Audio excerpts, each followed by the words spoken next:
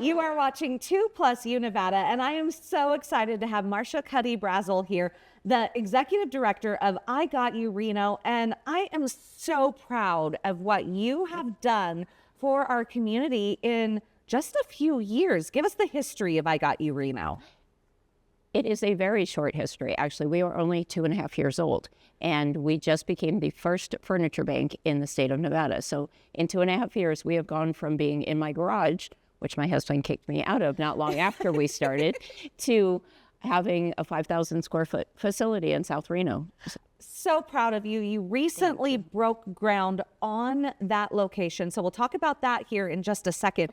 But I can speak from firsthand knowledge because I reached out to you through social media and actually did a delivery at your home. Yes, and you just did. Coming from the standpoint of, you know, family safety, security, etc. It's just amazing that you now have this location. So talk to me about how you sourced and got a physical brick and mortar space for I Got You Reno, and tell me about your event when you cut the ribbon. It was so exciting, and it took so much work. And I want to say thank you to all of our volunteers who made this happen. I could not do this without them.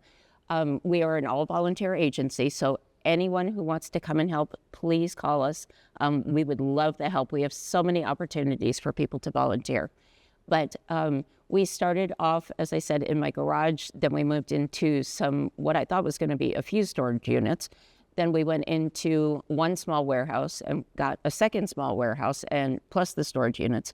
So this summer was the culmination of getting an actual space that people could come to. So we took everything from 2 small warehouses and 14 offsite storage units and put it all into this 5,000 square foot new space that we have. And this new space, you broke ground in early December. This new space is not only a place for you to like store this space, but can people come to it and ask you for help? They can, but there's a process. We work with referring agencies. Those can be other nonprofits. Those can be churches. Those can be the school district. Children's Cabinet gives us referrals. We work with 27 state, federal, and local agencies at this point. And if you are in need of furniture, in need of household items, please have your caseworker send over a referral to us, and we will get you in the process of it. And in this 2.5 years, you have gone from just you to, you mentioned all these volunteers. Yes. Talk to me about, you know, how you started this village. It is a village that is truly, truly built on love, because the people that have been with me the whole time, they would not be here if they did not love me. And I realize this because it is dirty sometimes. It's long hours. It's incredibly physical work sometimes, doing deliveries and loading trucks and all of those things. And I could not be more grateful to our volunteers. So now we talk about what you do and how young you are, but why do you do it? What spurred it, and why I Got You Reno? It started a long time ago. This was a long time in my brain thinking and percolating. A long, long time ago, back in 2004, I was a single mom raising 2 my older children, and I did not have any help at that point. And I ran into some financial difficulties, as most single parents do. It's a very common thing. It's a hard, hard job. And our electricity got shut off over President's Day weekend. It was a long weekend. And quite honestly, I didn't have the money to pay Nevada Energy, or I think it was Nevada Power back then. But regardless, I didn't have the money anyway. So the one thing that saved us was this little house that I was renting at the time had a fireplace.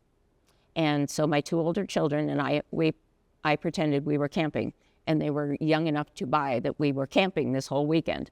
And they put our food outside so it wouldn't spoil. And in Nevada in February, there's no chance that's going to happen. So we spent the weekend camping. And it was literally so much fun. And they both remember it as a good experience. But when I went back to work after the long weekend, I asked my boss for a pay advance. And he said, okay. He said, but do you mind if I ask you, what you need it for? And I was really nervous about opening up to him, but he had always been very, very kind. So I did. I told him, our electricity got shut off and I just need to get caught up on some bills. And he said, okay. He said, I'm going to help you. This will be a one-time thing. And I said, okay. And later on, I found out that he told a friend of his, and that friend of his and this person's wife, were coming to the office quite normally, and we had seen each other in the halls, whatever. And so one day that week after work, he said, I would like to help you and your children. And I said, after they told me what they wanted to do, I said, I'm sorry, I can't accept that. I don't know when I can pay it back. And he said, no. He said, we don't want you to pay it back. We want you to be able to be okay and move forward. But when you get a chance, you need to pay it forward. And so here I am. I'm paying it forward. And This is so beautiful. and What a beautiful story. that person is still on my board. And I made sure to include him because I don't know what would have happened. He changed the trajectory of my life. He literally did. And all it takes is one person reaching out and just being kind and just offering what you have. It doesn't take a lot. It just takes a simple act of kindness, saying, is there something that I have that you could use? And it's not a handout. It was literally a hand up. And I am so eternally grateful for that, because it just gave us kind of a reset. And it was literally what we needed at that very second. And it was so perfect. And Now look at what you are doing now. I'm paying it forward, girl. Oh my gosh. So if somebody wants to help you, Yes. oh my gosh, I know. bawling. If somebody wants to help I Got You Reno, Yes. what do they do? How do they get involved? Okay. The first step is go to our website, please. Our voicemail gets full once to twice a day. You cannot even believe how much our phones are ringing, which is good. That gives us an opportunity to help more people. But go to our website. We have a contact button on our website that people can send in either a volunteer. They can tell us what kind of things they'd like to volunteer for. They can reach out to us with, hey, we have some furniture we'd like to donate, that kind of thing. We always need funding. Federal funding is very, very scarce, and it can be withdrawn at any given time, it seems.